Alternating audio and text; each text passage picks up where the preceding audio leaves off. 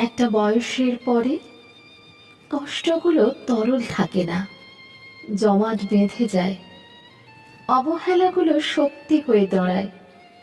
একটা বয়সের পরে ভালোবাসলে তবেই ভালোবাসতে ইচ্ছে করে। একটা বয়সের পরে জড়িয়ে ধরলে তবেই আষ্টে পৃষ্ঠে তাকে জড়িয়ে ধরতে ইচ্ছে করে। একটা বয়সের পরে আবেগগুলো স্তিমিত হয়ে যায়। হাত না বাড়ালে হাত বাড়াতে ইচ্ছেই করে না।